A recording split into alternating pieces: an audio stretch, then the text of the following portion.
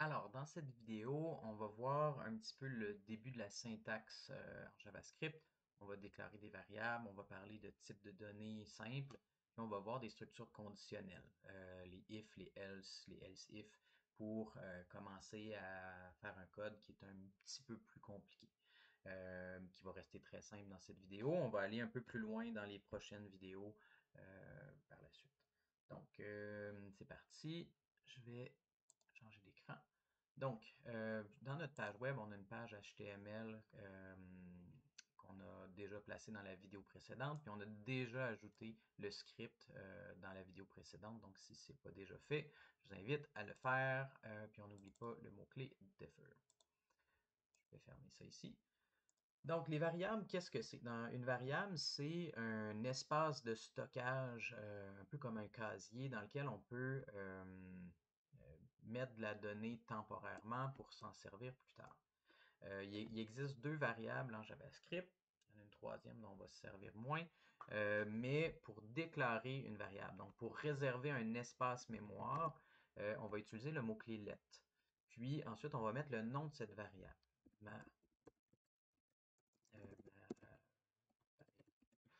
Puis après ça, on va mettre un égal qui va permettre d'ajouter de l'information dans cet espace de stockage-là. Donc, on va commencer en mettant 10. On va mettre une valeur numérique. Donc, qu'est-ce que je viens de faire? C'est, je viens de préparer un espace mémoire avec le mot-clé let. Donc, ça permet après ça de retrouver cette information-là. C'est un peu comme si je mettais une adresse sur ma maison. On ne peut pas avoir deux variables qui ont le même nom. C'est comme si j'avais deux maisons qui ont la même adresse, ça deviendrait très confus rapidement. Ensuite, on va utiliser le égal qui va permettre de mettre la valeur 10 à l'intérieur de cette boîte-là qu'on va pouvoir réutiliser plus tard.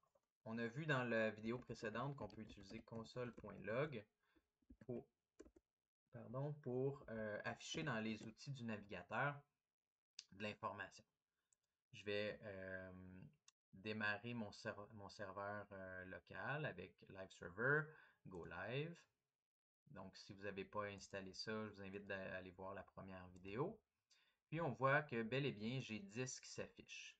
Vous allez me dire, mais pourquoi c'est pas ma variable qui s'affiche? Mais ma variable, c'est juste un nom réservé, c'est un espace qui s'appelle ma variable, mais à l'intérieur, qu'est-ce qu'on a? C'est de l'information. En ce moment, c'est la valeur numérique 10. On peut changer euh, le contenu sans utiliser let parce qu'on l'a déjà réservé. Donc, let permet seulement de réserver le nom. Si je veux juste faire référence à cette variable-là, je mets son nom. Je peux mettre égal, puis maintenant, je peux mettre 20. Si je regarde à nouveau dans mon code, on voit que j'ai encore 10. Pourquoi? Parce que JavaScript est exécuté du haut vers le bas. Donc, effectivement, mon console.log a été placé avant ma variable, mon changement de données.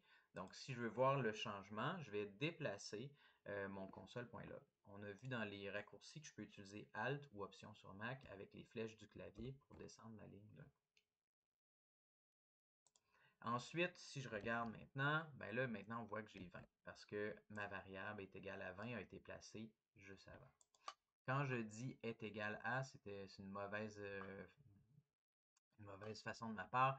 Donc, elle contient 20. Donc, c'est pas, je ne suis pas en train de faire une comparaison. Je suis en train de dire j'affecte. Donc, je place cette valeur-là à l'intérieur de ma variable. Ensuite, un autre type de variable qui n'est pas vrai, en fait, c'est pas une variable, c'est une constante en JavaScript. Euh, on peut mettre une chaîne de caractères cette fois-ci. Maxime. Euh, la différence entre les deux, c'est que on ne peut pas réaffecter une valeur une autre fois quand on utilise le mot const. Vous allez me dire à quoi ça sert? Ben, c'est quand on veut euh, s'assurer qu'on ne vienne pas écraser la valeur d'une variable, on va utiliser une constante. On va bloquer comme ça la possibilité de modification. Donc, ça devient un peu plus sécuritaire, plus structuré, plus solide. Ensuite, si je viens faire console.log, c'est de la même façon ma constante. vois que j'ai Maxime qui s'affiche cette fois-ci. Et si j'essayais de changer, faire un changement, est égal à euh, si j'essayais de faire un changement, mais je me retrouverais avec une erreur dans mon outil de navigation en me disant, attention, tu essaies de changer une constante. Une constante, ça le dit dans son nom, ça reste pareil. Donc, on ne peut pas, si vous voyez cette erreur-là, pas de panique, tout ce que ça indique, c'est qu'il faut changer const pour let, ou peut-être qu'on s'est trompé dans le nom de notre variable, peut-être qu'on n'a pas fait de changement, on a mal écrit cette variable-là. Je vais faire ça, puis je vais enlever ça ici. Puis là, vous allez voir, peut-être que vous remarquez qu'il y a des lignes qui sont en vert dans mon fichier. Donc, on peut mettre des commentaires, donc du code qui n'est pas exécuté pour mieux structurer, pour laisser des traces, pour documenter notre code. Il y a deux types de code en JavaScript. Donc, quand c'est sur une seule ligne, on peut mettre deux barres obliques. Quand on veut faire un code ou des commentaires, pardon, qui s'exécutent sur plusieurs lignes, faire euh, mon deuxième commentaire. Donc, on peut faire un commentaire en bloc avec barre oblique étoile, étoile barre oblique à la fin. Donc, tout ce qui est entre les deux va être un commentaire en bloc. Sinon, le raccourci, parce que j'aime bien, moi, les raccourcis, contrôle barre oblique, ou sinon, si vous, dépendamment de votre clavier, peut-être que c'est différent. Je crois que c'est dans édition, afficher, masquer le commentaire de ligne. Donc, vous allez avoir un raccourci. Là, en ce moment, ça me dit CTRL E accent aigu. Ça va dépendre de votre clavier. Vous pourriez trouver là, le raccourci.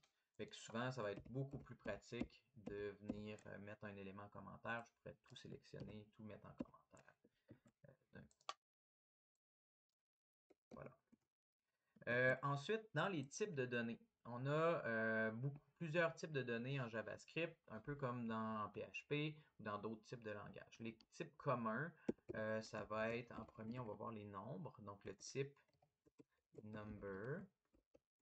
Et ça inclut quoi? Ça inclut peut-être dans d'autres langages, là, vous avez vu d'autres sortes plus précises. Il y aurait les floats, donc les nombres à virgule, les nombres décimaux, ou les integers, les int, les entiers, donc des nombres sans virgule qui seraient des chiffres entiers. Donc, mais en JavaScript, les deux tombent dans la catégorie de number, c'est le même type. Donc, on peut à ce moment-là, nombre est égal à 3. On remarquera qu'il n'y a pas de guillemets autour. On fait tout simplement écrire le nombre ou on va dire nombre décimal est égal à 3.21. Donc, on va utiliser le point pour indiquer, comme en anglais en fait, les nombres décimaux.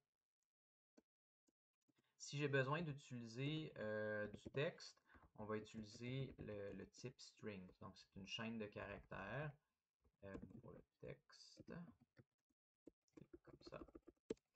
Puis, on va utiliser, il y a plusieurs façons d'écrire des chaînes. On va utiliser les guillemets doubles quand c'est une chaîne toute simple qui n'a pas de variable à l'intérieur, qui c'est mon premier texte. Si, par exemple, on a besoin d'insérer, par exemple, j'aimerais moi faire une chaîne, puis à l'intérieur, j'ajoute la variable nombre 3. Donc, dépendamment de mon code, peut-être que ça ne sera pas 3, ça va peut-être être 10, ça va peut-être être 15, mais j'aimerais l'ajouter à l'intérieur d'un texte. Donc, chaîne 2. On va utiliser à ce moment-là les backticks. Les backticks, c'est quoi? Je vais grossir pour qu'on voit bien à l'écran. Ce sont des accents graves. Ce ne sont pas des guillemets simples. C'est vraiment les accents sur le côté. En anglais, on va appeler ça backtick. Puis à l'intérieur, je peux placer du texte encore. Mon texte avec une variable.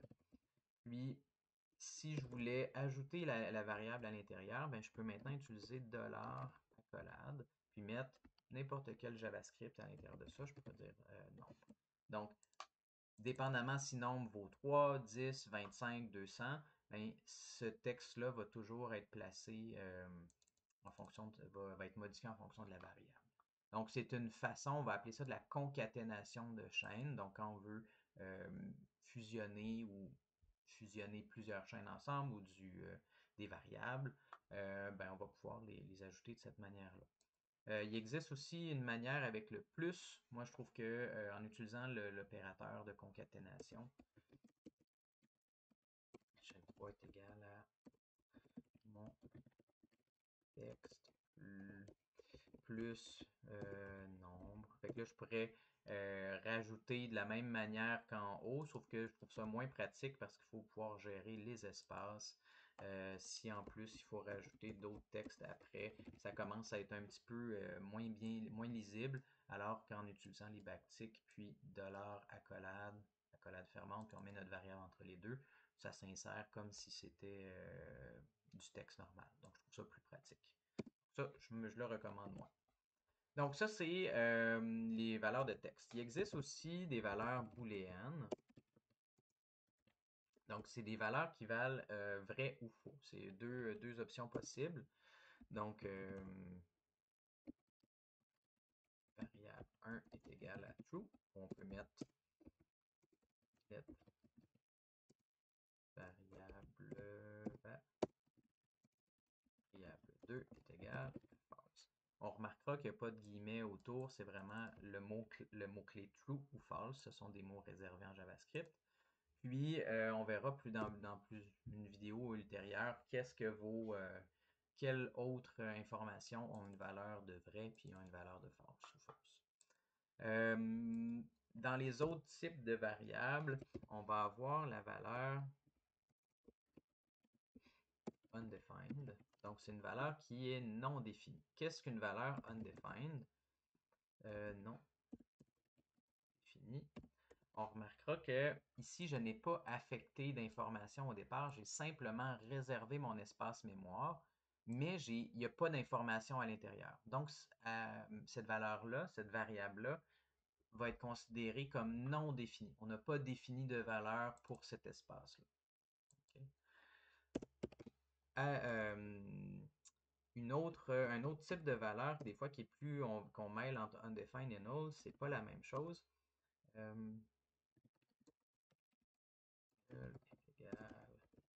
Ah non. Un autre type de valeur, c'est null. Donc, null, c'est pas la même chose que non défini. Non défini, c'est qu'on a un espace qui est réservé, mais qu'il n'y a rien à l'intérieur.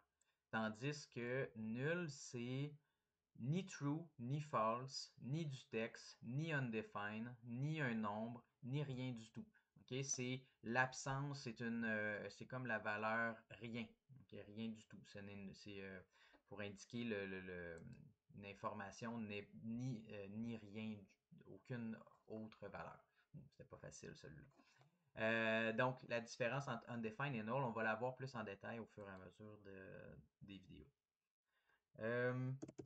Il existe des valeurs plus compliquées aussi. Donc là, c'est des valeurs simples. Donc, on a une valeur true, une valeur false, une chaîne de caractères. Mais quand on veut organiser nos données, ben, on peut utiliser des listes. Donc, on va appeler ça un tableau, un array.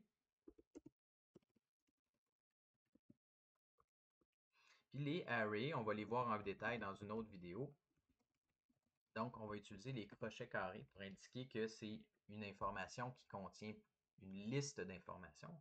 Et là, à l'intérieur, je peux mettre plein de nombres séparés par des virgules. Donc, ce tableau contient la valeur 3 suivie de la valeur 4 suivie de la valeur 5. Je pourrais mettre tout ce que je veux. Là. Je pourrais mettre 5000, etc., etc. Donc, il y a le type array qui est un tableau, une liste en fait. Puis, on va avoir les objets qu'on va voir aussi dans une autre vidéo ultérieure, juste là-dessus. Puis, les objets, eux, on va les voir c'est des accolades. Vous remarquez que c'est différent. Les crochets carrés et les accolades sont différentes. Cette fois-ci, les objets, eux, vont avoir une propriété et une valeur. Par exemple, un peu comme les tableaux associatifs en PHP. Donc, puis, donc, on vient placer une clé et une valeur, une clé, une valeur. Donc, ça permet d'organiser la donnée qui est un peu plus complexe Ça, c'est une liste. Donc, on a une liste d'informations. Puis, un objet, ben, ça permet de récupérer par des propriétés. Donc, par exemple, si j'étais mon objet était une personne, ben, il y aurait son nom, son âge, des actions qu'on pourrait rajouter à cet objet-là, etc. Euh, je pense que je vais arrêter la vidéo pour tout de suite, puis je vais continuer dans la vidéo suivante avec les structures conditionnelles pour alléger, raccourcir les vidéos. Donc, c'est tout pour les types de données et les variables. On va continuer dans la vidéo suivante.